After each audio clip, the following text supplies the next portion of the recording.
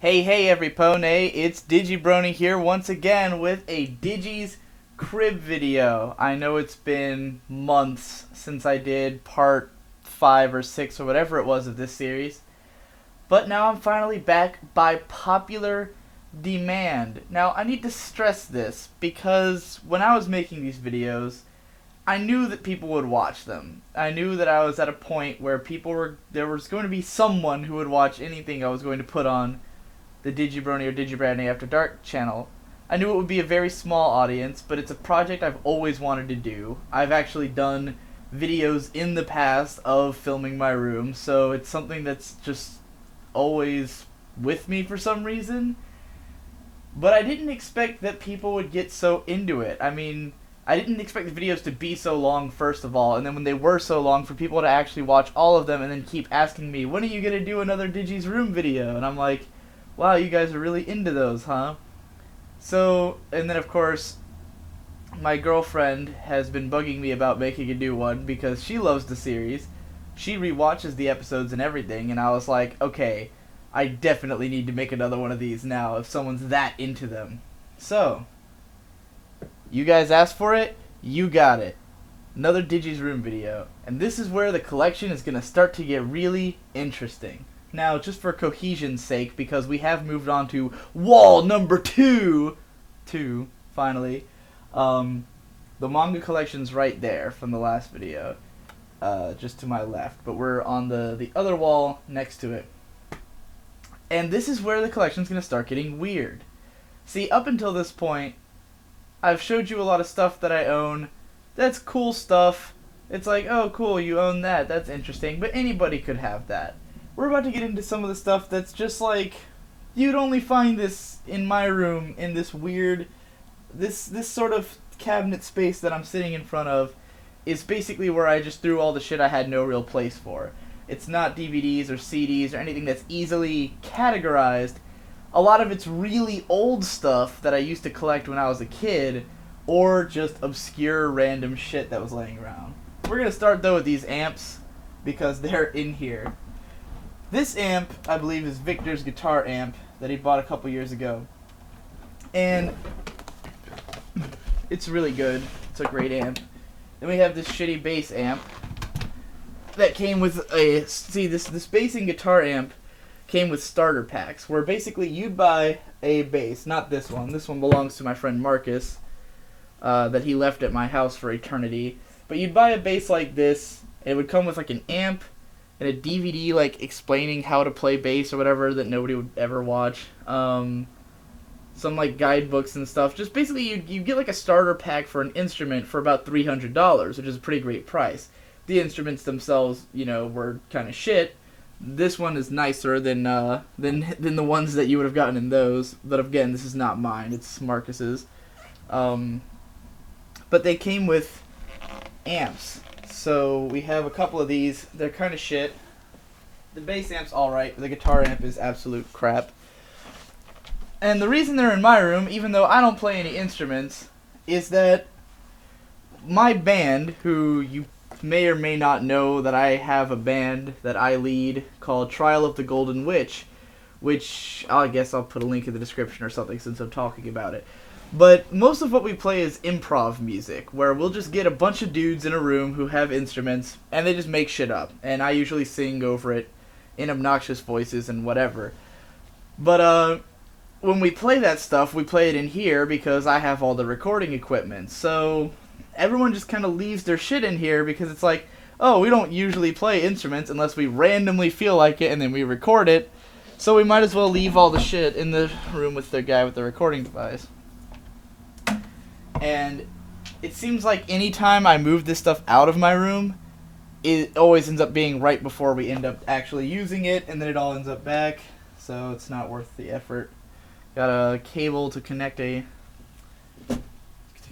an amp. This looks like an amp to wall cord, so yeah, all amp equipment. I have no fucking idea what this is. Some kind of tape roller? I don't know how that got there. We're gonna start over here with this white shelf that is, it's not visible. Like, it's not just for the camera, you can't see this shelf. It's just too close in proximity to everything else. This shelf is for stuff that really has no place anywhere else. Kind of like this one, but this one's for toys that have no place. Most of these are toys that I bought when I was like 12, or that my mom got for me when she was working at Spencer's years ago. And the microphone is behind me. Let's move it over here. I guess I'll stand it up. Totally not gonna edit this. Alright. So anyway, these shelves over here, weird stuff. Although there's actually a bamboo sword over here, a training sword. This is one of those things that I really, really wanted one of these when I was like 13. But it was like, these are like $30. And as a kid, I wanted one, but it was always like, you could buy this, or you could buy an anime DVD. This is in the time where it was like, every once in a while I happened to have money.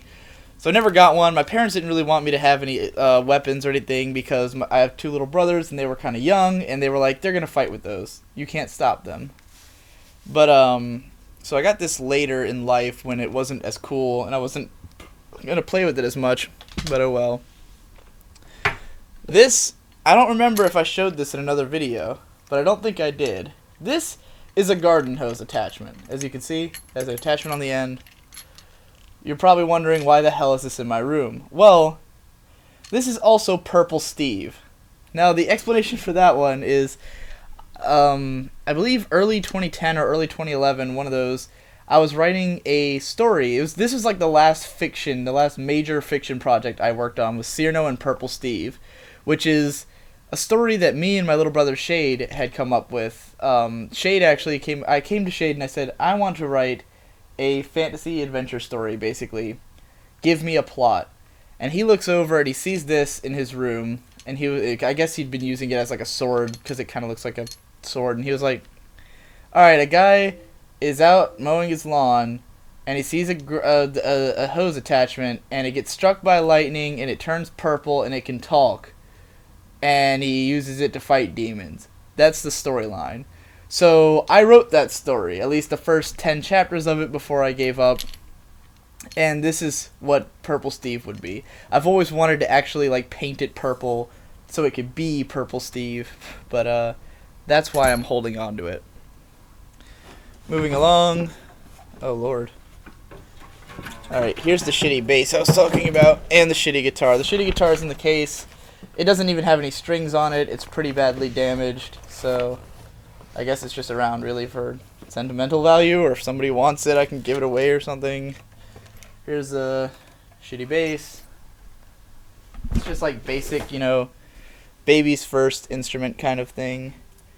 Another guitar. This one is funny because it's my aunt had got this for her daughter, and has a kill switch engage sticker on it. And it's like, I don't want to take it off because I feel like it adds character to the bass, but Killswitch Engage sucks.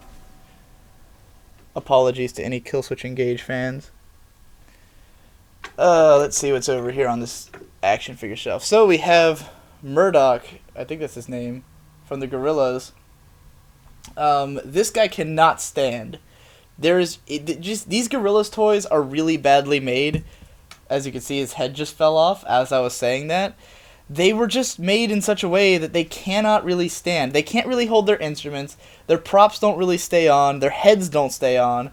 He can't stand. He's supposed to have a bass. It's probably sitting around up there somewhere. But the guy falls over so much. That's why he's not on a normal shelf, because he sucks as a toy.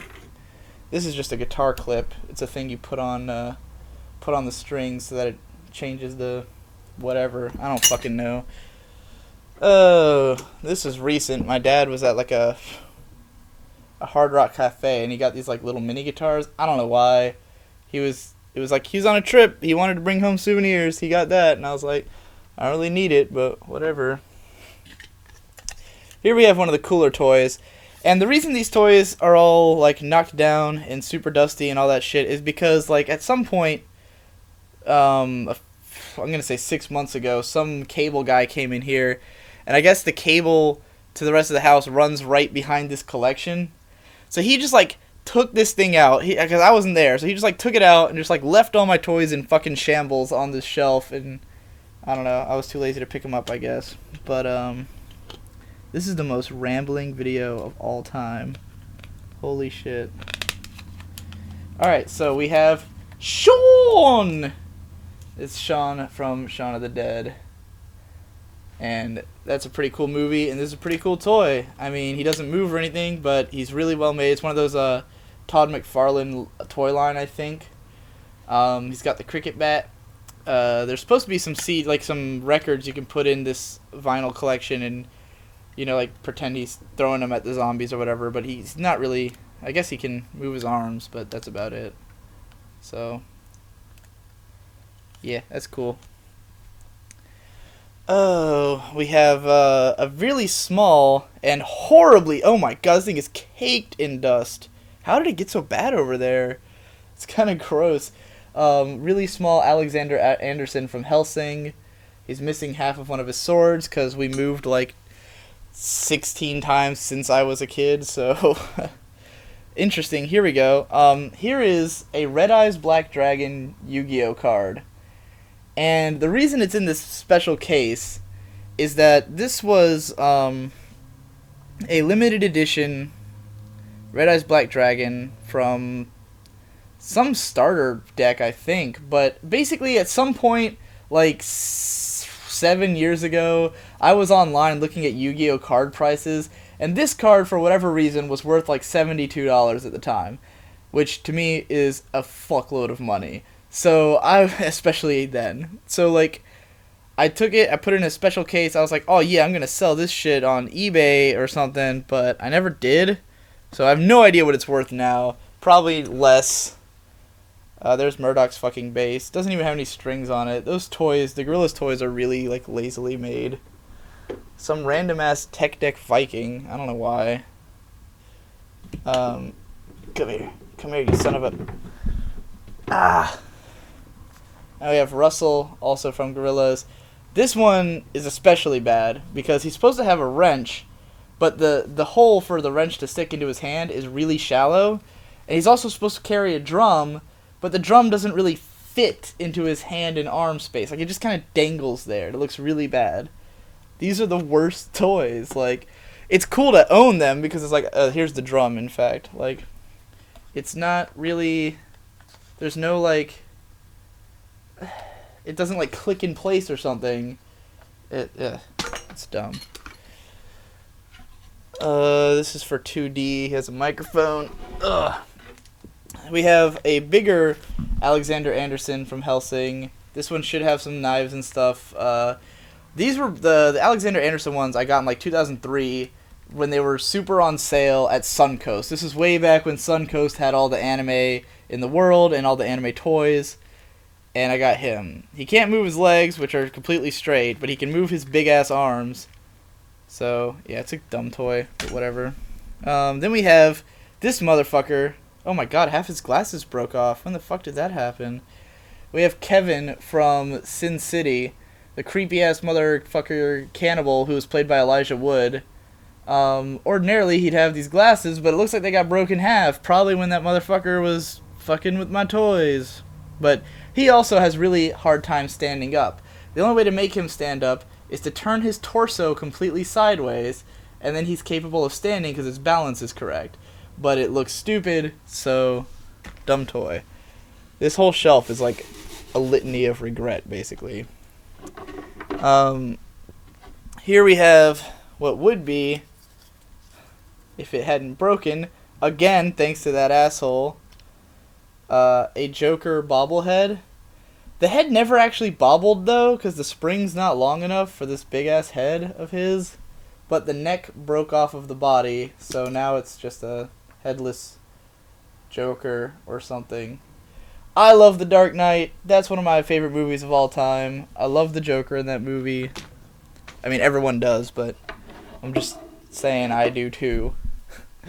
2D from Gorillas. I don't have a Noodle, sadly. My mom could never find Noodle in the store. And then we have a figure of Quentin Tarantino's character in Planet Terror. I have never actually seen Planet Terror, but I am a big fan of Quentin Tarantino, so I guess it's kind of cool to have an action figure of him. I think this is another Todd McFarlane one. Again, it's super dirty and gross because it's been on this particular shelf, and that's it for that shelf. So that is quite literally the island of misfit toys, and I'm just going to throw them all back on because that's how they were. They were just thrown on. Sean can stay. Sean is actually supposed to be over here because he's actually a cool toy.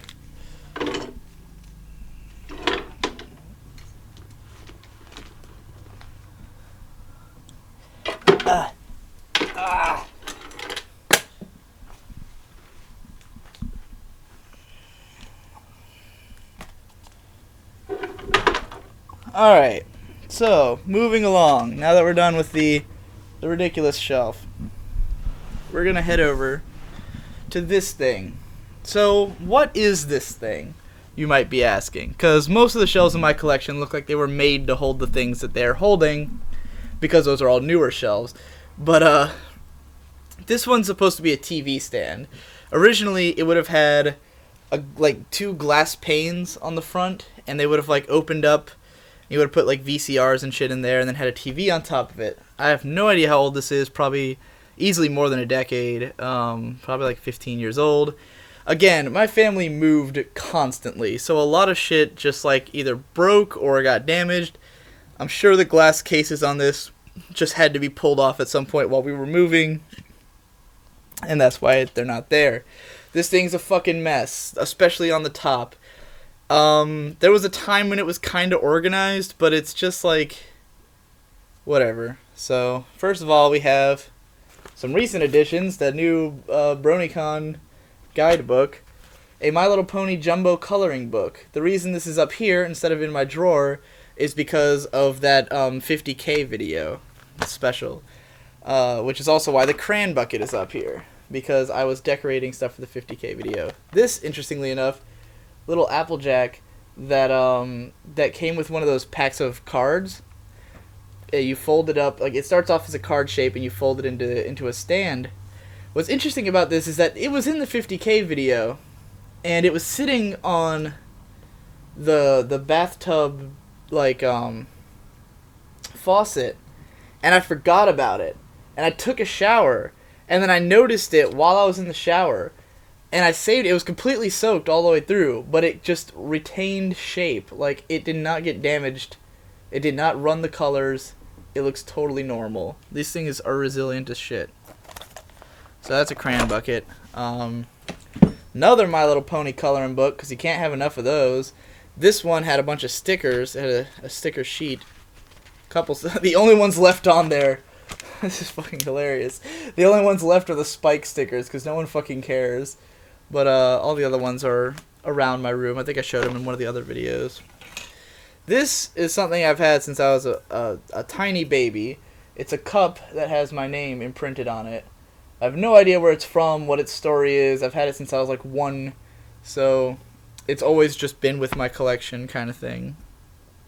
This fucking game of Connect 4 is easily, like, we're gonna say this thing is over 15 years old, and it still works. And it always remembers your place in the game, and it's fun. Sometimes I actually win against a computer. I feel good. But yeah, it's a 1-player. You can't like 2-player this thing. It's just like you versus the computer at different skill levels. That's a ruler. This was recent. When my parents were somewhere, they bought me this as a souvenir. It's just a cool little picture from Stanley Kubrick's A Clockwork Orange. And my mom was like, yeah, you want this? And I was like, yeah, sure. But since this thing is all disorganized, I didn't really have a place to put it. This, something my mom picked up from Spencer's. I think it can best be expressed all on its own.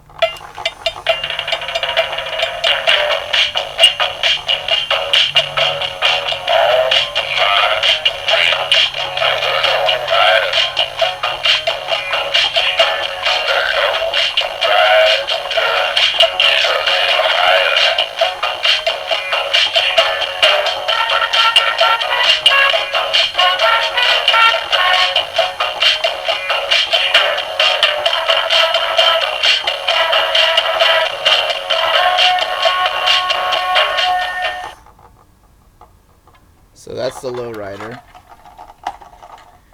This is just some modeling clay that's in here. Currently, some of it is on my window because I guess I'll show you at some point that there's this crazy-ass fucking wasp nest in my window, and the window's broken, so I used the putty to seal it. I'll show you that sometime. Here we have the most random shit. This is a collection of medals, or awards. One of them says,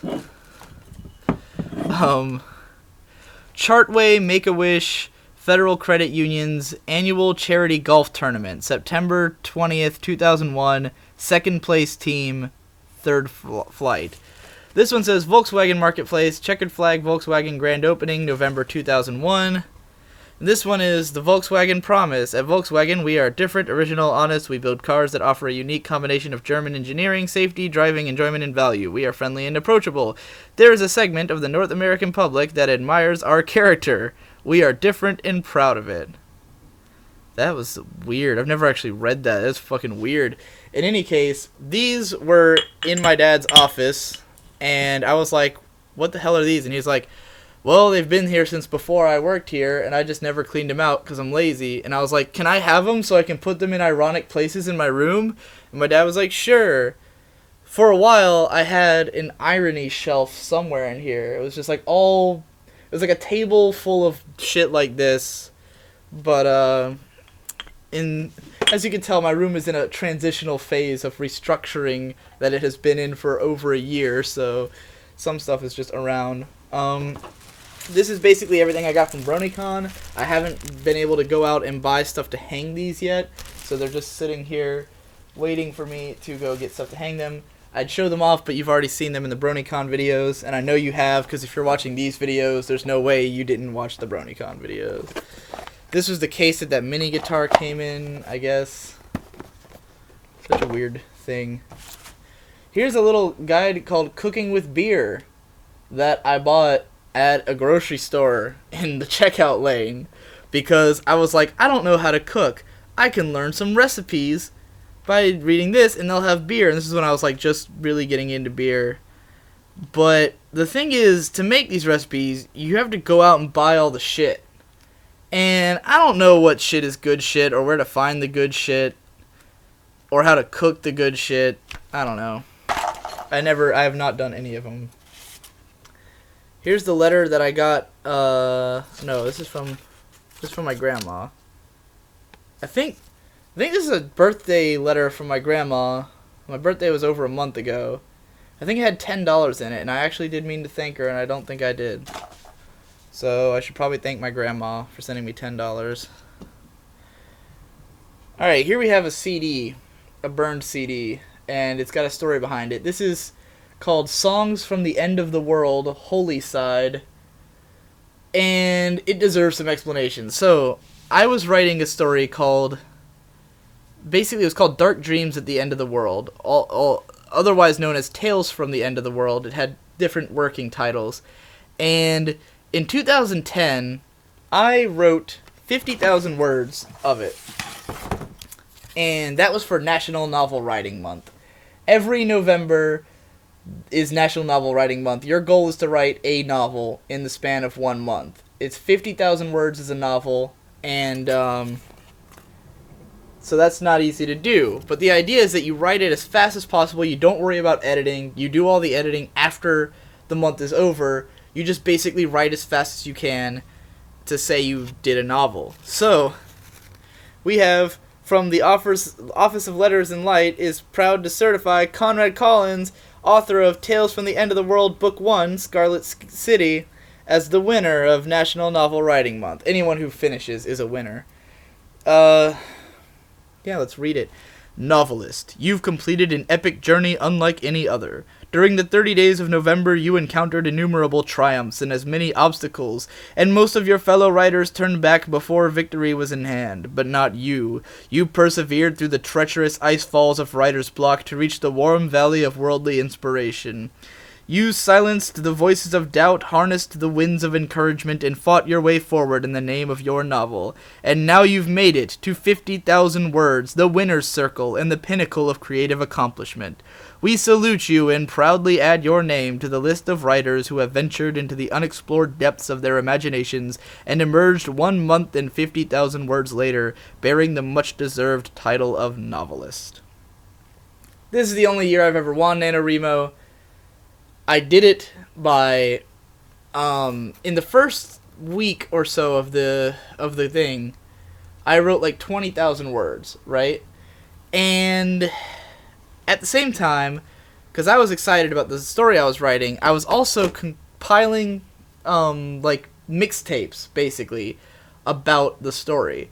So I had like 4 albums. 2 of them were supposed to be city music. So there was the light side and the dark side, where it's like basically daytime. It was daytime and nighttime. So it was like daytime city music, nighttime city music. And then I had 2 albums of songs, or I guess it was Holy and Dark were the name of the city albums, because this is Holy side. So this is Songs from the End of the World, or Songs for the End of the World, Holy side.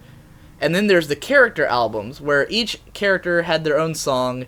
And I separated that into 2 albums called Movers and Shakers, where the movers were the calm songs, the shakers were the heavier songs. And I burned those albums to CDs and would listen to them in the car with my mom and stuff when we were driving to and from school. So it's basically just like a collection of really cool songs that had tangentially to do with my story. Wrote the first 20,000 words in the first week and a half, I think. And then I had 25K to write at the very end of the month. And on the last day, I sat down and wrote 25,000 words. The way I did it was I had to write 1,000 words per hour every hour of the day. And I was only allowed to sleep and eat if I was done before the end of an hour. So, like, let's say it was 2 o'clock, and I wrote 1,000 words by 2:30. That means that the rest of that half hour, I was allowed to do whatever I want. So I could take a nap or eat something. And I did that for 24 hours, got out the entire second half of this novel, and then submitted it, or, like, you know, confirmed that I was done. And then I never touched it again, because it was a mess. The way it was written had a whole lot of different storylines that were all intersecting. It had this big, complex, like, time fuckery storyline, and it was full of plot holes, and I knew that. And I knew I would have to edit all those plot holes, but I just gave up, because it was just, like, it was too difficult, and I didn't really know what I was doing, and I just, like, lost all hope and gave up on that story. I hope to do NaNoWriMo again this year, but I need a good storyline concept before I do. Here we have a Mewtwo mousepad. I am almost certain my girlfriend is going to steal this from me. In fact, I should just bring it with me when I come to see her, so that she can have it, because I'm not using it, obviously. And she is a diehard Mewtwo fangirl. She probably just, like, while watching this video, just freaked out at the sight of this. You can have it. Why the hell is this here? James Madison University. No comment? I have no fucking idea why this advertisement book is here. Pens. A pair of headphones, apparently. I don't know why. One of these. We're going to get to these when I get to my desk. The chain from my wallet. I was actually kind of wondering where that was. Not that I want it, because it's heavy. I'm saving this thing for last, because it requires a lot of explanation. Here we have some pretty cool stuff that my aunt gave me. I think she found this at some kind of... I'm not sure where exactly. These are these little Japanese god totem thingies. I believe these are meant to bring me good luck. There's a whole long explanation of them, of course, inside this thing, where it explains who each of the gods are. The seven gods of good fortune of Japanese myth. I'm not going to read this whole thing, but yeah, that's what they are.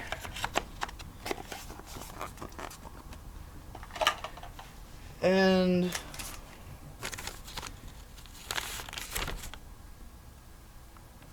this is a letter from my friend Marcus when he was in the, or he's still in the army, but this was from like when, I think it was when he was at a basic training or at boot camp or whatever, and we had like, he couldn't use the internet or anything, so we had to write letters back and forth. It's let's see, this would be late last year, late 2012. Let's read it. Dear Conrad, your broke ass finally got a job. Congrats. I'm really excited to see all of the stuff you bought with your hard-earned cash. Hopefully you're not like me and you don't spend all of it on food. Not gonna lie, I regret none of it. I can't wait to start AIT. Apparently I have a lust for mechanics. I'll tell you how I came to that conclusion when I see you. I'm team leader here at Benning. I will be the one to lead the team through the breach and clear test in 4 weeks. But for right now, my job is to tell people to be quiet and talking them out of their ruts. Living with 56 guys is something I hope I never have to do again. I really miss everyone and having lots of fun at the same time. I feel like I can watch GI unironically now. Or maybe he said ironically now. I have other letters to write and no time to write them, so we'll talk later. Face to face. Face to face. Soon. Face to face. Your friend, Marcus. Here we have this thing that I never put together. This is pretty bad. My aunt sent me this, I believe, as a picture frame to put in my grad photo. So, oh my god, everything over here got dusty as shit. So that's me right after graduating high school. I was an ugly motherfucker at that time. About 20 pounds heavier, pretty bad facial hair, whatever. Anyway, very proud moment though. I was really, like, even though I hated high school and I didn't really do well in high school or anything, I didn't really have much to be proud of, but just the fact that I graduated, I felt pretty good about it. Because I had originally, I really wanted to drop out, like, when I was, what? Oh, that's why it's not in here, because it doesn't fucking fit. It doesn't quite fit. And these prongs are stupid. See, there was a good reason that was not together, because it doesn't really work. Whatever. Anyway, yeah, that's my grad photo.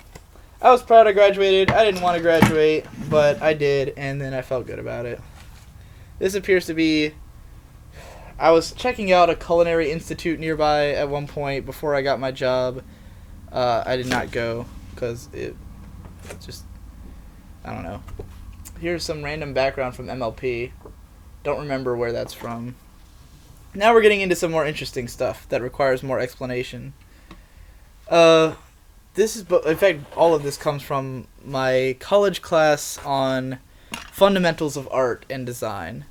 So the first thing we had to do is we were supposed to take like a poster board and just put all the stuff that represented us, our identity, onto one poster board.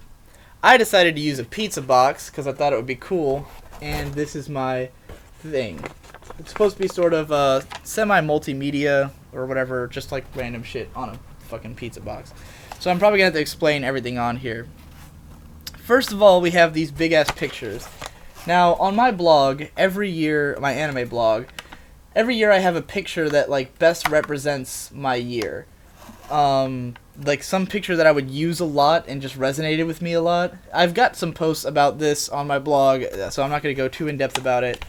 This is a picture I had in 2008, I think. This one was from 2009. This was my website banner for, at the time that I made this, when my site was called Fuzakina! The anime blog that will always be by your side, because that was a line from this show, Kanan, which was in my header. We have some random picture I drew of, like, a girl standing against a bleeding cross, just because it's, like, that's what my art was usually like. It looks like I was probably 13 when I drew that, though, so I don't know why it's on here. I probably just thought it would look cool. There's a dollar glued on here. It originally had a coin sticking through it. I don't really think it's meant to symbolize anything other than that money is kind of cool. I have a Mountain Dew bottle top with the label from that bottle in it, because I drink a lot of Mountain Dew. Scarlet Monochrome, that's a name you guys might actually recognize. That's my Tumblr. It's been around since when I made this, since before I made this, which I believe was in... God, this would have been late 2009, so... Yeah. Maybe, because I was using the word Scarlet Monochrome before I made the blog, but I don't think, I think it was out. Just some random, like, blood splattering with the word chiller, because it looks cool. There's a cup sticking out of this that says F. It's like the letters E and F inside each other, which is based on a show called F. It says Euphoric Field. That was the old name of my anime blog before I changed it to Fusakenna. Around this cup it says, Not Unlike the Waves, which was the name of my music blog and also one of my favorite songs by the band Agaloch. There's also a Taco Bell wrapper peeking out from this thing. I was eating a lot of Taco Bell back then because we live right next to a Taco Bell. The thing in the middle says 21st Century Digital Boy, which was my internet handle. As you may know now, it's Digibro, which is shortened from Digital Boy. And then there's a picture of the Pulp Fiction on here. I think I printed that just to glue on here. As for all the writing on the box, some of it is completely unreadable because I would like over here I took 3 markers and I wrote with all 3 of them at once over each other, so that's unreadable. There's a giant, everything is based around a giant spiral that's going around the middle, and the spiral says, it has the lyrics to Lateralis by Tool on it, which goes like, spiral out, keep going, and that's like the lyrics to that song are written about around it. There's a line that says, the years you spend chasing after your dreams make up a part of your dreams, you get to burning, which is the opening theme from Martian Successor Nadesco. Pierce the Heavens with Your Drill is written on here, which of course is from fucking Tengen Toppa and Lagan. The words I Can Fly are from Eureka 7 in this particular instance. We've got the lyrics to No One Lives Forever by Oingo Boingo. There's a Barnes & Noble thing on here. The bottom line is that this thing is an absolute clusterfuck, but that's me, that's my identity, circa 2009. Or 2010. I think it was 2010. It may have been early 2010, because I'm pretty sure my Tumblr and my blog were called that at the time. This is also from that class. It's a portfolio book. We had to basically take every project we did in that class, make a portfolio out of it. I called mine Tear You Up Art, which is, a clever pun on Tear You Apart, which is the name of a song by... what are they called? It's like, I want to hold you close, skin pressed against me tight. I don't remember who does it. Anyway, The Fundamentals by Conrad Collins. So, Tear You Up Art. Oh my god, there's a whole fucking artist statement. And a really cheesy picture of me down there. Let's see what it says. My name is Conrad Collins, better known by my pseudonym 21st Century Digital Boy. I wouldn't call myself an artist. I wouldn't call myself anything, actually, as far as professional titles go, because I have yet to make any money off of anything I've done. I'm an extremely avid blogger who has and will always remain just on the verge of popularity that I will never reach by my blog's very nature. I spend most of my time on the internet and watching cartoons or reading comics. You could say that I haven't made it anywhere in my life. I am attending college now, not for any particular reason other than to buy time until I actually figure out where I am going. I'm in the multimedia curriculum, which is another phrase for the indecisive curriculum. This is amazing. But even if I can't call myself an artist, it doesn't mean I don't create art. I write all the time, and occasionally I dip my hands into any number of artistic interests, and boy do I ever have inspiration. I've got ideas coming out of everywhere, but no definitive work that I've channeled them through. I am always sure that one day these things will come out, but I also am fully aware that nothing comes without effort.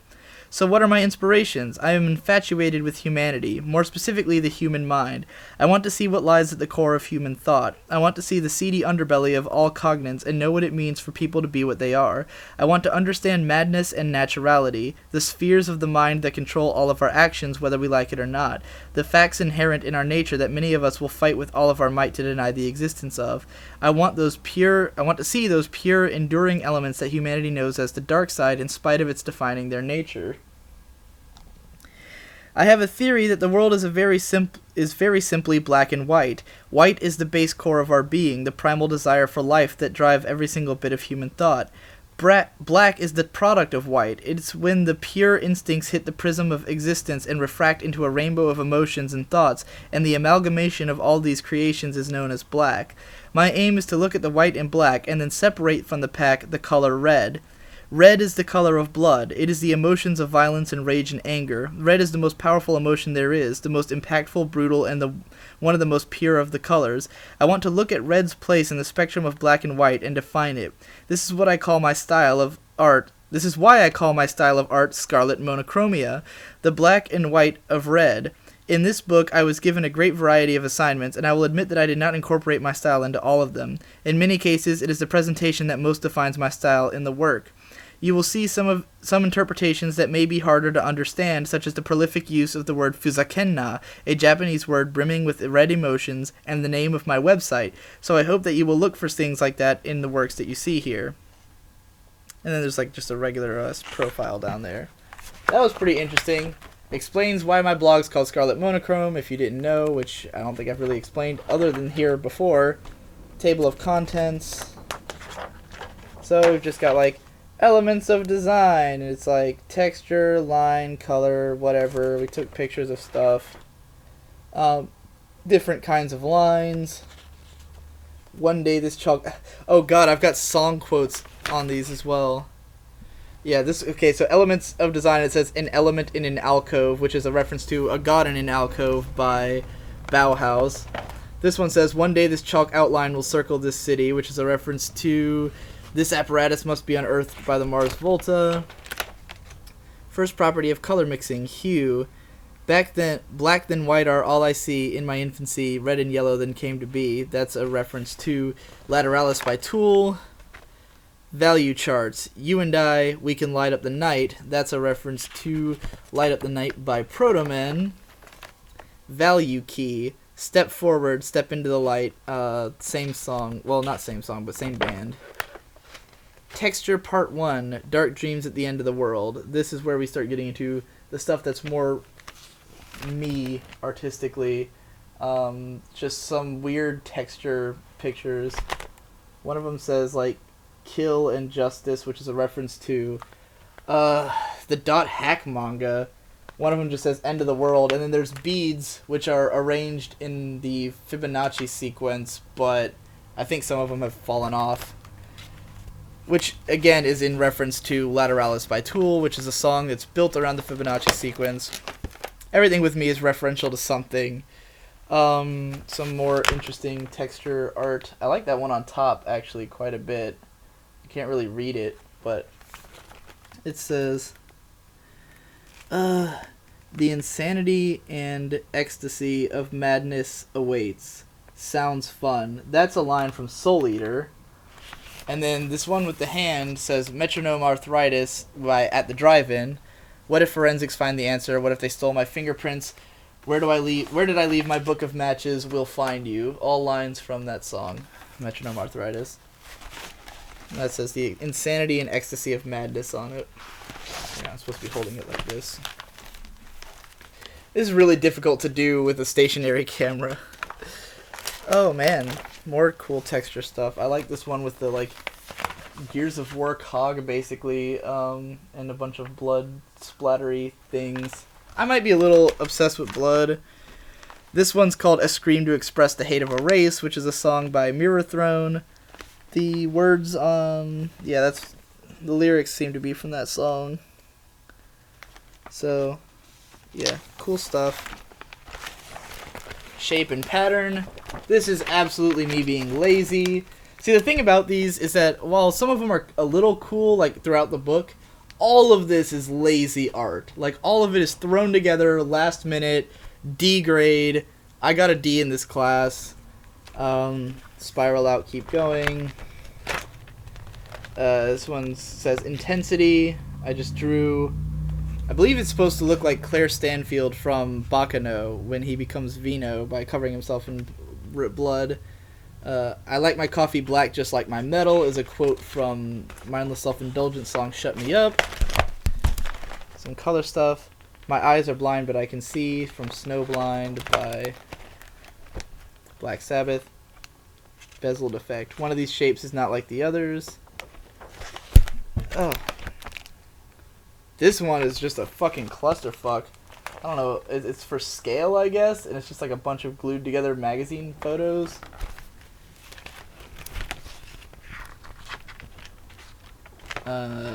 Proportion. Same difference. Just like make some shit look big or small by putting it next to other shit. Oh, spatial cue. This is just ugly. Asymmetry, I guess. More lazy ass shit. And then there was silence. I don't know. Yeah, most of that was awful. I think the texture stuff was pretty cool, but most of it was just like lazy, phoned in, shitty art. So, we cleared off the top rack, which now just looks like gross, dusty mess. I should probably clean it before I put all that stuff back. Here's a sketch pad. This is semi-recent. This is not my art right here. This is drawn by a chick I know who is much better at art than me. That looks like it's Victor trying to draw a girl. That's my art. That looks more like me kind of style.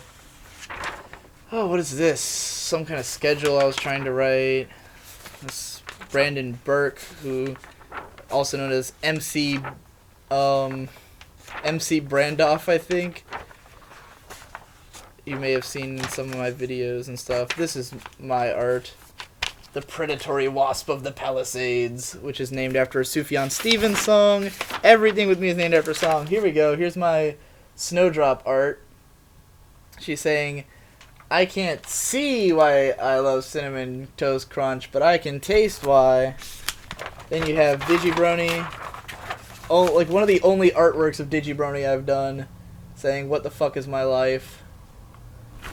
So, I attempted to do a draw my life once, and this is why I can't do a draw my life. Alright, moving along. Here is a Japanese Megami magazine. These magazines are basically just smut. Most of it is meant to talk about upcoming games, shows, whatever, and have lots of really saucy artwork. The reason you buy these, though, is because they come with a shitload of posters. I think I talked about this in one of my other videos, that I have a lot of shitty posters that I don't have up on my walls anymore because I don't really like them. The only reason I had them is because I wanted to have an otaku room covered completely in posters. We're going to start seeing those posters before long, but I gotta wait to do some other stuff. In fact, they should be coming right up. Let's just pull this whole fucking stack out. Oh my lord. Oh, there's all kinds of fun stuff in here. So, first thing we're probably going to have to really address is this bed sheet of Chihiro from F: A Tale of Memories. This I got at some year Otakon. It is an extremely saucy bed sheet. For a while, I actually had this hanging from my ceiling. And now you know why there's an age gate on this video. Because this is my saucy ass bedsheet. Obviously, folded it up, put it away. Don't really care. Can't get to this yet. Some random ass, like, advertisement handed out at a con. Now we're going to start getting into posters. This is not a poster, it's just trash. You see, I have a bunch of... Some of these posters are from those Megami magazines. Those are like official posters. Then I have a bunch of old anime magazines that I just like pulled out pages that looked cool and had put those on my walls because I was desperate for posters. So there's going to be a mixture of all that. This actually is not a Megami poster. These ones are from Dengeki Hime. This was just a case of my friend had a bunch of anime posters he didn't want anymore and he gave them to me, right? So like... half of them, they're all two-sided. They'll either have like some cute picture and then some naughty picture that would never have been on my wall because I live with other people, and then like these are all from games that I have no idea what the games are. I don't care. I wanted posters, so that's why they're up on my walls. I can't even remember what this show is. This is from Kyoran Kazoku Nikki. Now we're getting into the Megami posters. The game here is, can I name the shows that these are from? So I can name Kyoran Kazoku Nikki. That was a good show. This is another Dengeki Hime poster, so I have no idea what it is. Here we have... Alright, I know this.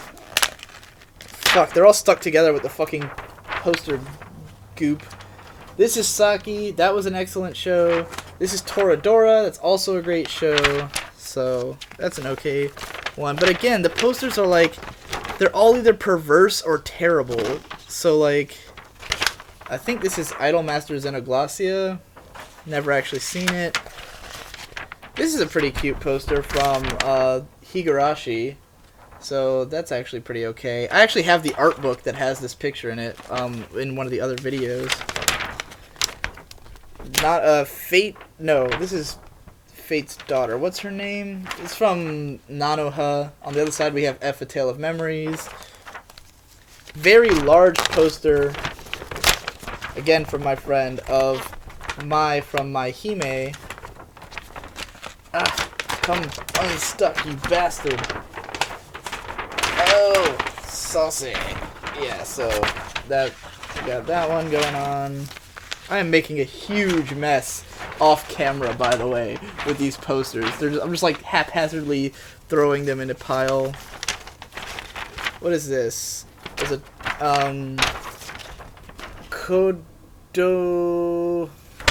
Kodomo no Jikan. That's an incredibly perverse lolly series. Oh, that's some Shugo Chara. And I know I had this side up because this side is a little bit much.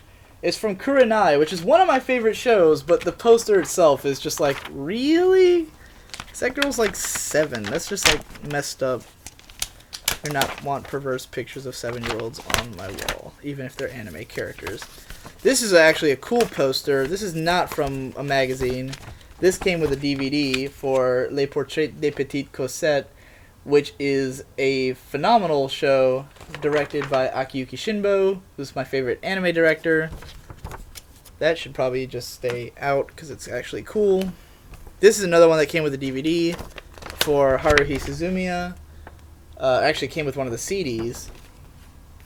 I should really keep all the ones like this out because they're actually worth having. When They Cry, aka Higurashi, insert from a DVD. This appears to be from Clannad. And so my girlfriend loves Clannad. I don't know if she likes Tomoyo, so maybe I'll give her that. The other side, though, is a really great K-On! Poster that I'm surprised I even took down because it's actually really cool. And I love K-On!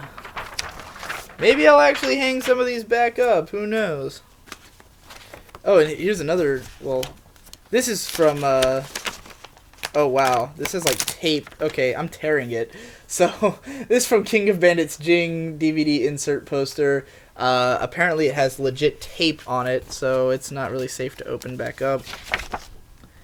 Here is a sweet FLCL poster. This came from an old Anime Insider magazine. That's actually really nice. Put that in the keep pile. Making a keep pile. Here's a... Oh, this is pretty cool. Except for the fact that it's from the shittiest Godzilla movie. That's probably the only reason I took it down. Got some super old posters from the American Godzilla movie. Look, this movie's bad. I know it's bad. You know it's bad. But 9-year-old Digibro thought this was... Not even 9. What was I? Fucking 8, 6, 7... Whenever I saw this movie, it was phenomenal. It pissed me off so much that this movie was critically panned and did poorly at the box office, so it never got a sequel, and it pissed me off because I thought this was amazing. Now I'm older, and I know it's bad. Ooh, here's some really raunchy posters going on here, but I don't think again, I've never hung up the ones that are like really raunchy. It's just a blank piece of paper. Okay. Some kind of booklet from Nanoha. This is another thing that my friend got. The thing is, My friend who gave me all these posters, he hated Nanoha because it was super popular, and he didn't get why. He didn't get into the show at all. He gave all the Nanoha shit to me. At the time, I didn't like Nanoha either. I was like, whatever. But then, I did get into it later, so now I'm kind of glad I have all that stuff. This is actually my favorite of the Naughty posters. It's actually really good poster, but again, I'm not going to put that up in my room when there's people who live in my house. More dirty. Oh my god. Hot lesbian makeouts. So that's cool. Hopefully this video doesn't get like flagged for deletion or something, or flagged as inappropriate and I get some striking as my account. It's age gated. I know this video is age gated. You better not be watching this if you're under 18 and getting me in trouble. That's a pretty cute one, but whatever. Naughty posters, naughty posters. Oh, this is neat. Here we have a... This is probably, like, despite the fact that it's in a shit condition, this could actually be worth something. It's a Gorillaz Demon Days trick-or-treat bag. Where the hell is this from? It just says Gorillaz.com on it. So that's pretty cool. That's probably a rare item. Some random Vertical magazine ad thing for Vertical. I'm going to get to the magazines in a bit, so I don't want to look at those yet. Ones that had posters, blah blah, shitty shit. Some of this is just random pages of magazines that have fallen apart. They're not even posters. Oh, cool. Utno is on the cover of Animerica. Here's a Loveless full page for you, for the ladies out there. Another Animerica. Oh my god, this is such a clusterfuck. This is a really cute poster. It's not even naughty at all. Oh fuck, come on. Ah, some adorable little, like, Bully cat girls or something, I don't know. Really bad Haruhi posters. Shit I don't even know. I have no idea where any of this shit came from. Oh. Here we have some Hidamari Sketch, which is a show I adore. Oh, these are all stuck together. I'm not even going to bother pulling these apart. Oh, here's another cool Petite Cosette one, just ripped out of a magazine. This one I love because it was about, it was from an article about censored episodes of shows, or like stuff that was censored when they brought it to the US. And you can't really tell because of the lighting, but it's Cardcaptor Sakura with a giant, like, denied lock on it. I thought that was fucking hilarious to have on my wall. In fact, I still like that, so I'm gonna keep that. And I love Cardcaptor Sakura, so that just makes it even better.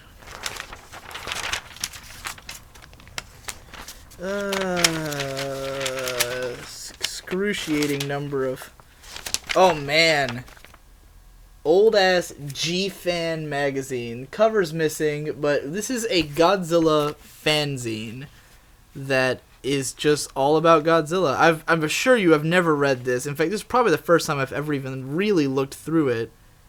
Oh my god, it's got stuff about some of the shit Movie Bob talks about. Okay, this is officially epic as shit. So I'm probably going to read this as soon as I turn the camera off. And then I'm also going to show it to my cousin Boyd, because he'll love it. I'll probably just give it to him. Battlestar Galactica old school ad on the back. That's cool shit. Cooler than all these... Oh my, what the fuck? I remember this poster. This is a weird Gurren Lagann poster. Look at Yoko's tits. That is ridiculous. That is unnecessary. More posters that aren't really interesting. Magazine pages galore. Why do I save all this shit? Here we have some pencil boards from Read or Die. Came with all these random pencil boards. You want to see some pretty boy shirtless? There you go. See, I'm playing to both crowds here. I don't just have perverse guy stuff. I have perverse girl stuff. More Nanoha and Fate, and then Kaon on the back. I would not be able to decide here. Like, these are two great, like, groups of people, characters. Here's some cool, more like this is, it's like, on the one hand, you've got a cool, detailed picture. On the other hand, you have Konata and Kagami shipping. I know I explained in one of the other Otaku Room videos or whatever that I was a huge fan of this ship for a while. So, like, this was, like, my favorite poster ever when I got it. Some of these are posters I would put back up. I just kind of forgot that I had them. Because I didn't take the posters down exclusively, like, to never put them back up again. It was just a matter of, I wanted to have, like, a more concerted effort of doing so. More Nano Fate pencil boards. Here's a giant-ass poster of fucking Shakugan no Shana, which is the worst thing ever, so I'm not even going to do it the dignity of showing it on camera.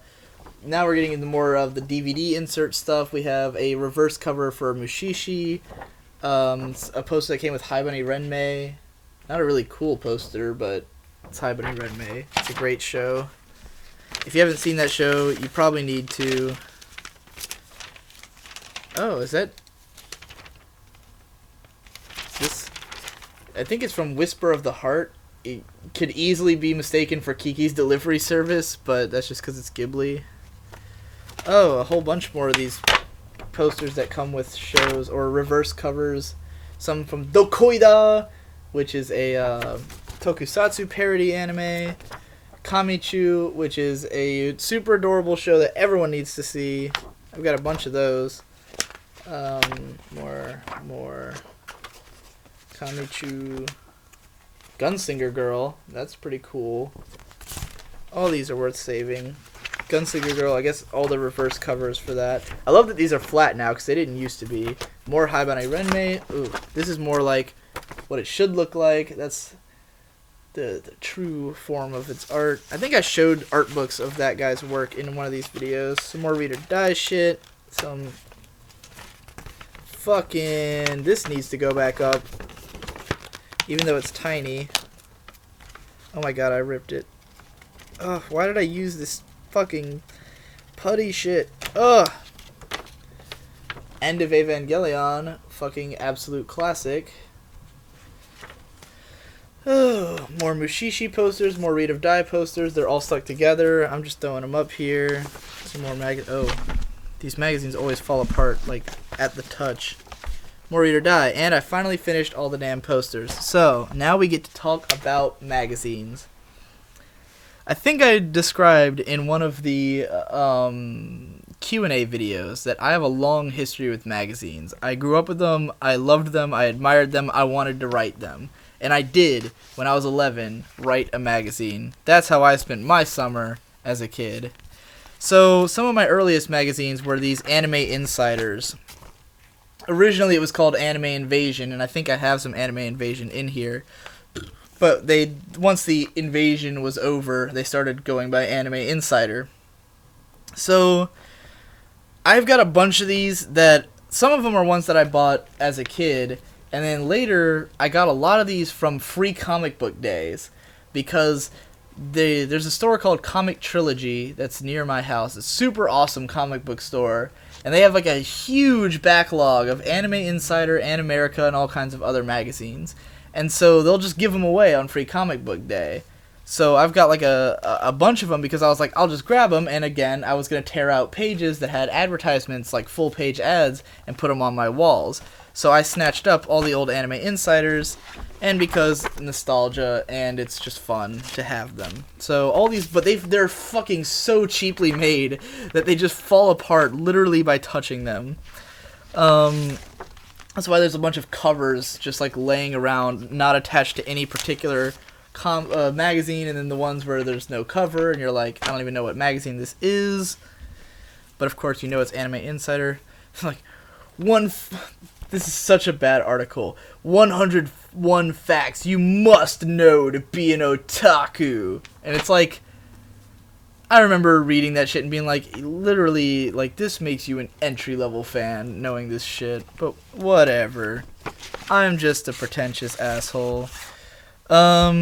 more recent one, Otaku USA. This is the only anime magazine that is still running, I think, or at least findable. No, there's another one, but it's not as good. This is actually interesting because a lot of the guys who write in this magazine are anime bloggers, like the big name anime bloggers. Like, I believe Mike Toole writes in this, and what's that other dude's name? Fucking guy who runs a podcast. The people who run all the fucking panels at your local anime convention, they're the ones who write Otaku USA. And as far as anime magazines go, it's okay. I mean, anime magazines are not really good, to be completely honest. What I've learned as an adult is that they're just shit. But all magazines are shit, basically, because magazines are not really concerned about being, like, analytical or anything. They're mostly just, like, a bunch of shitty articles. But these ones have a Otaku USA, because Anime Insider, you read this and you get the feeling that they're just talking about whatever they got paid to talk about. Like, it's not really fan content so much as it is advertisements, essentially. Whereas this really feels like people wrote this because they care about shit and not just because they were paid to write about it. So, by the companies that are whatever. Here's one of the new type USAs I have. This is the worst anime magazine that ever existed, even though it was the most expensive, it was the most premium, it's got the biggest, most beautiful pages, except the layout is shit, it has nothing to say about anything. I have a bunch of these because my friend Marcus, aforementioned, gave me them. He used to collect them back in like 2006. He gave me his whole backlog because I asked for them, and they are awful. Then we have Animerica. This magazine was around when I first got into anime, but it dissolved in like 2004, I think.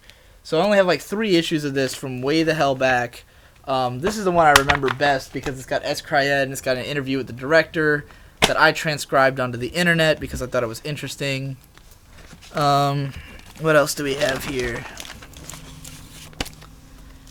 Here's an EGM magazine. I remember this from way back when I was into video games. It apparently has some kind of, like, passcodes written on it. Game magazines, whatever. Who cares?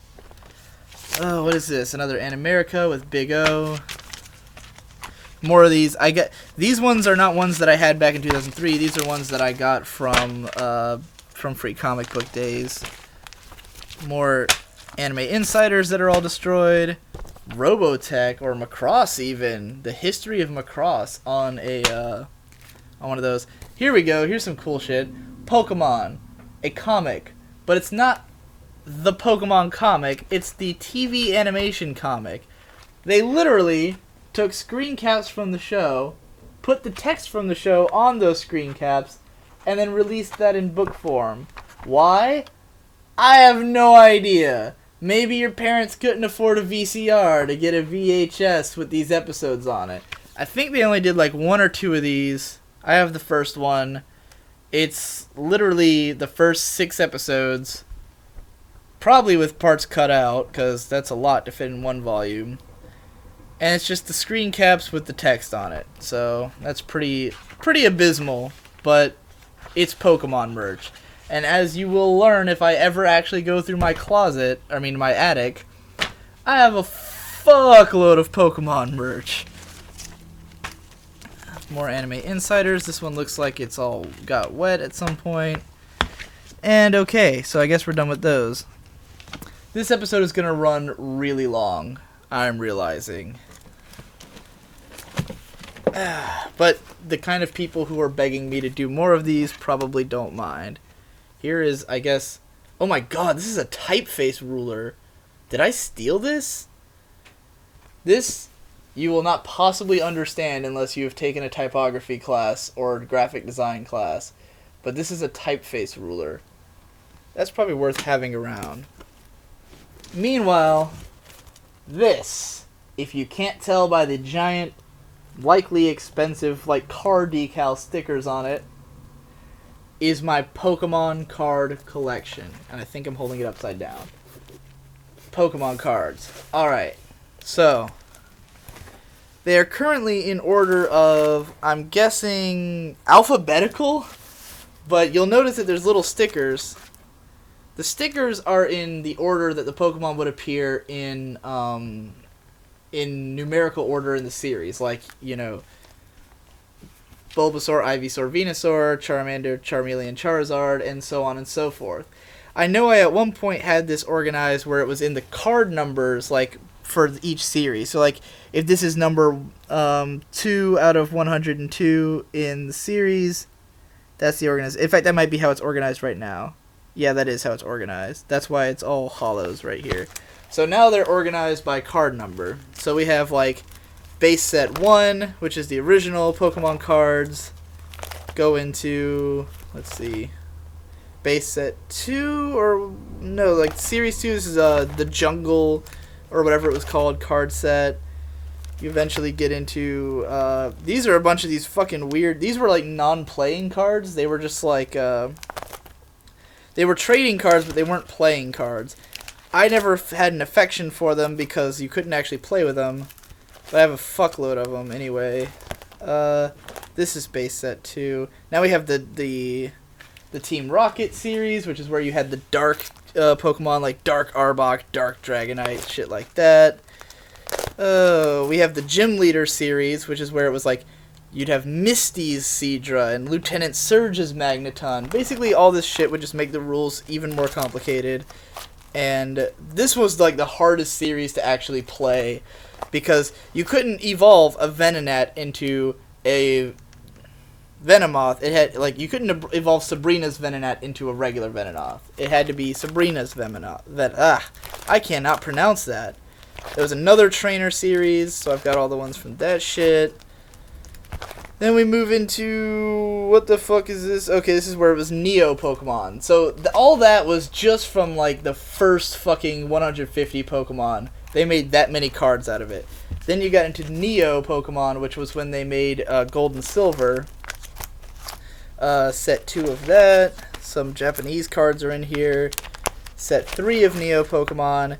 And then I think I basically stopped collecting Pokemon cards after Gold and Silver, which you have to understand was a pretty long period of my childhood.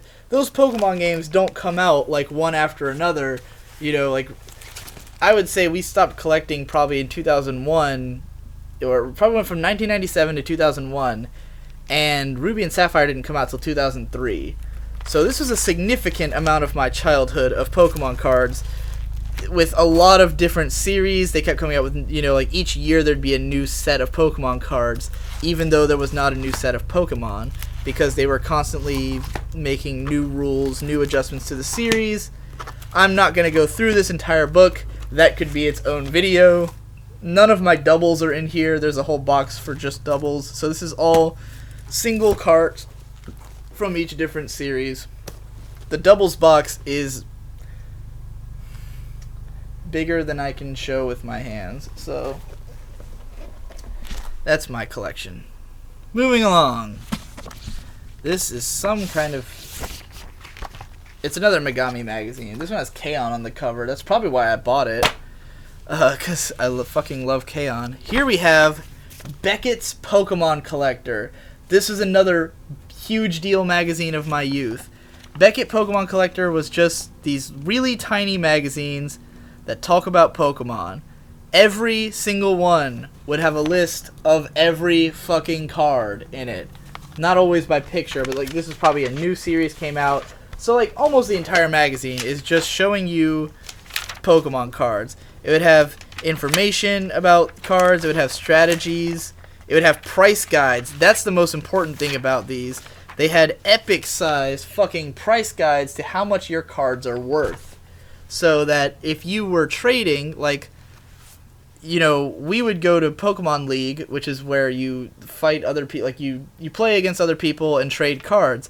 My mom would always make sure that we weren't trading our cards for anything that was worth less than ours. So like if I had an Alakazam and it's worth like $2 and someone else has a fucking Charizard that's worth like $100, you know, my mom would sit there and be like, whoa, hold up, you know, are you sure you want to make these trades? There's an art gallery for Dragon Ball Z in here. Magazines from the 90s are fucking weird.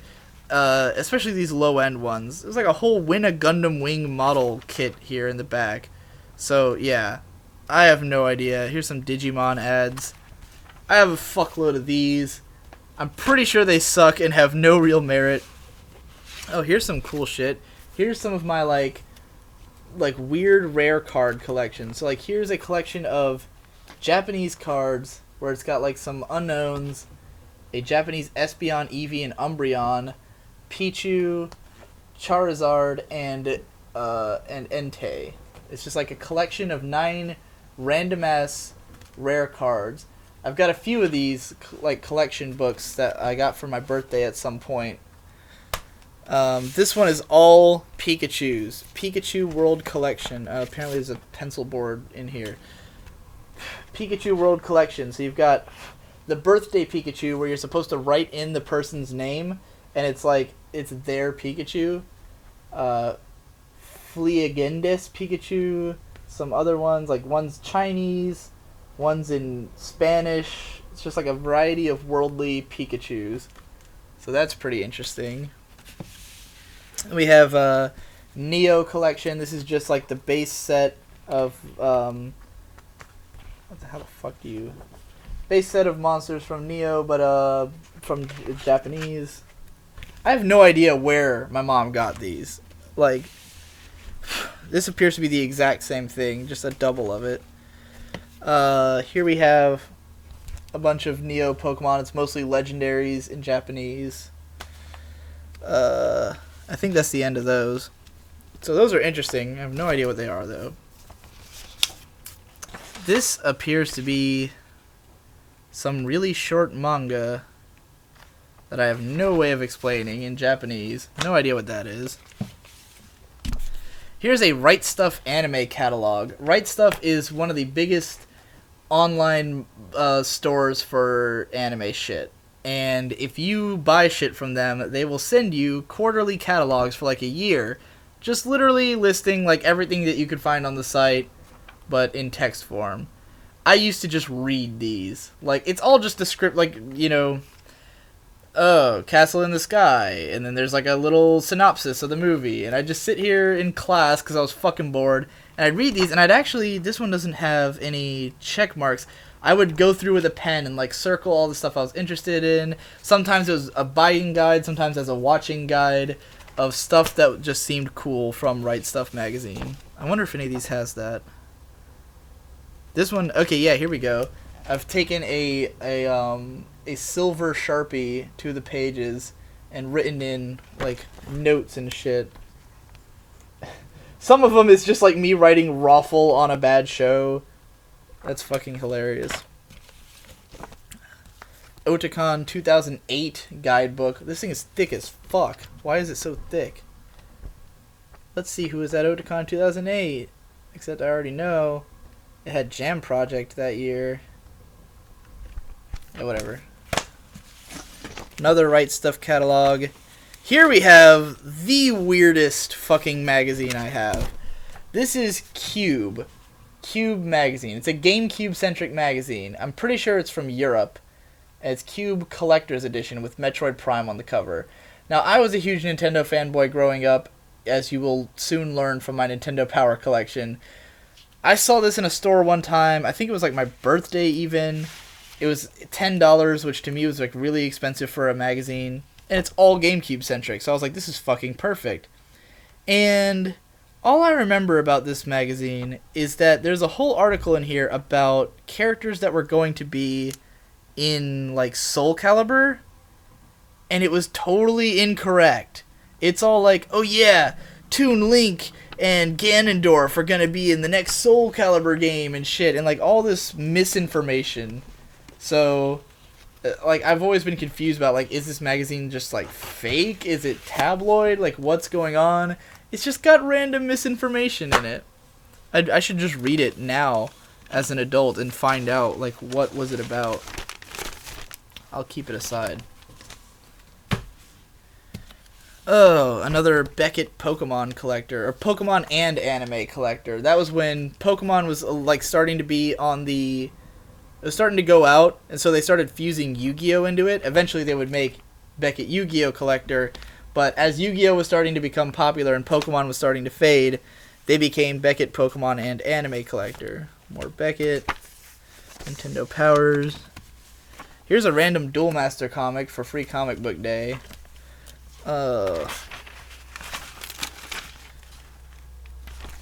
Just keep telling myself I'm just giving you guys what you asked for. Alright. Now we're going to get into this fucking enormous collection of Nintendo Power Magazine. I got a lot of these. You'll notice they're all really worn down. That's because I had these around with me as a kid. I was obsessed with Nintendo Power Magazine. Did I read it? Not really. But did I look at it a lot? Hell yes. Did I memorize all the scores of their reviews? Kind of. This is why I am an analyst. This is why I write review-like things on the internet. Because I grew up with this shit. Obsessively over magazines. What I used to do is I would memorize who was on the cover of each magazine by month.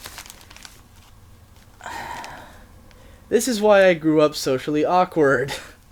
I'd be like arguing with someone about why Nintendo is better than Sony, and then I'd be like, I know so much about Nintendo, I can name who the character was on the cover of each magazine for the past 2 years, and people would be like, what? I don't care. What are you saying? Why are these words coming out of your mouth? So yeah, Nintendo Power, sadly, has gone out of business as of, like, last year, maybe even this year. Nintendo Power finally ended. It had gone to shit anyways, but whatever. So down here we have a huge collection of Game Informers. As you will know if you have ever shopped at GameStop and bought one of their GameStop cards that you need to have. You don't need to have it, but you should.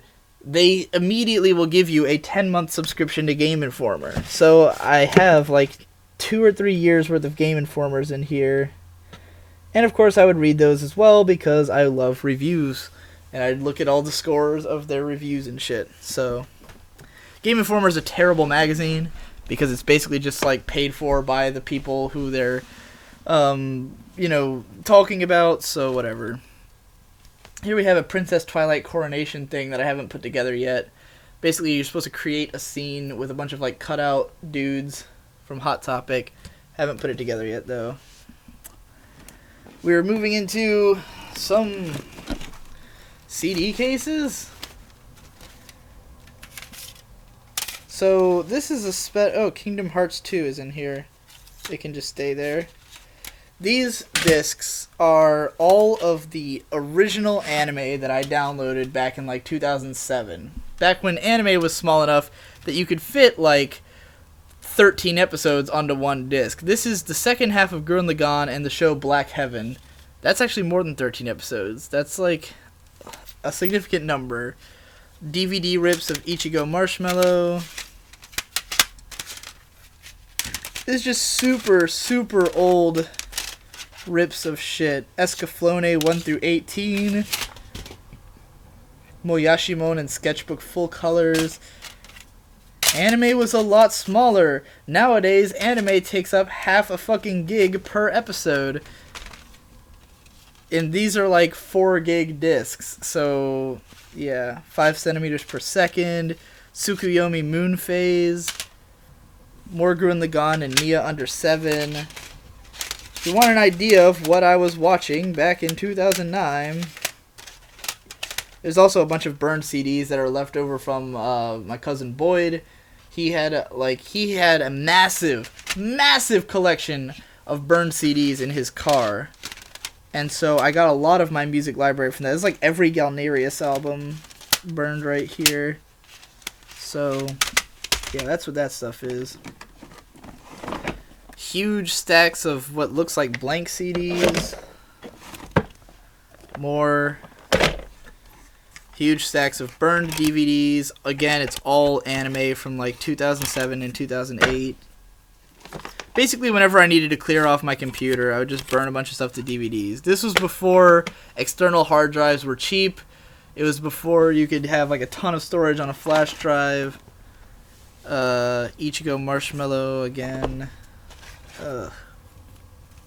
This is a random ass Lucky Channel like 15-minute radio segment that was like some free promotional thing, but it's in Japanese. And let me tell you, there's a good reason that Americans don't usually get into Japanese radio plays, because there's a lot of them. A lot of anime have radio shows. You can't subtitle a radio show, so it's kind of hard to understand. Here's a Ragnarok Online installation disc. Some free games free demos from Manga Gamer, which was the first website to start porting Japanese dating sim games into English, like officially. And they did Higurashi, which I actually own on disc, and we'll get to in a different video. Here's a CD case, probably nothing in it. Yep, nothing in it. More burned DVDs. This one says Any Song 2. So that means that was one of the collections of anime songs that we burned to a CD for drives to Baltimore when we were going to Otakon. And then we're finally getting into the last stretch here. What is this? This is a comic magazine in Japanese, but I don't remember owning this particular one. Where did this come from? This might be one of the ones my aunt sent me or something. So, yeah, here's a Japanese... By the way, this is what manga is... This is how it's read in Japan. It's just these giant fucking, like, weekly or monthly books that have shitloads of manga in it. This one has, like, Fate Stay Night. It's got... I don't know what this is. It's got Lucky Star, it's got Fate Stay Night, it's got some other popular shit. This is what pretty much all manga is read like in Japan, though. Giant fucking volumes. Random ass infinite revised pencil board. I don't know why. Then we have some American manga collections. This is Yen Plus, which Yen Press is one of the better American manga distributors. They very briefly had a manga collection magazine, but it didn't do very well, so they shut it down after like a year or maybe two. And then we have a huge amount of Shonen Jump magazine. So Shonen Jump US, of course, is the direct translation of Shonen Jump Japan, except Shonen Jump Japan is fucking enormous and the American ones aren't that big. And Shonen Jump Japan is weekly, whereas Shonen Jump America was monthly.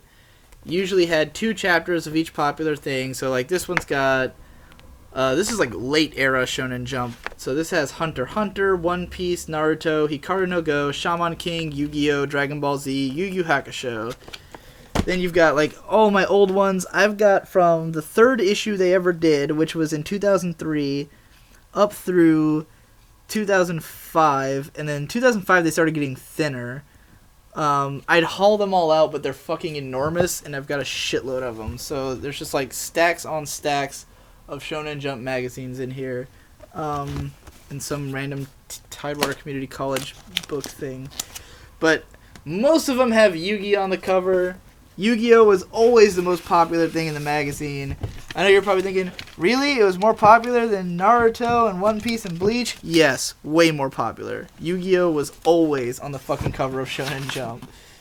Although I guess they put in Dragon Ball Z at some point. Some Haibane Renmei pencil boards in here. Also some iron-on Haruhi Suzumiya shit that I never ironed onto anything. This one's kind of adorable. I love that the light makes it so you can actually tell what the hell these are. Yeah. Then we've got all that's left. There's some more pencil boards in here. These all came with Haruhi DVDs, Read or Die DVDs.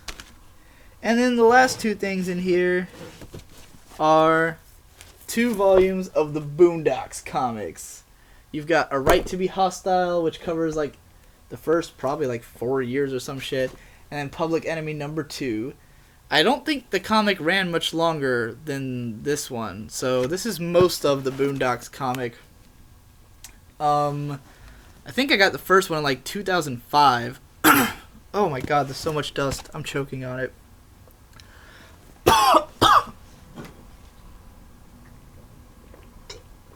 Oh, Jesus. I got into the Boondocks in like 2005, like years before they started the cartoon. The cartoon and the comic are, while they have the same themes, they are not similar, really. The comic is much more like, it's usually political, it's usually very current, and it has way fewer characters than the cartoon has. And definitely none of the crazy adventure stories that the cartoon has. So, still good stuff. I haven't read it in years, but I'm sure it's still great.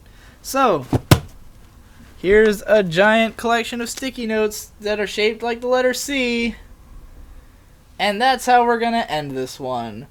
We ran long, but I guess it's making up for lost time.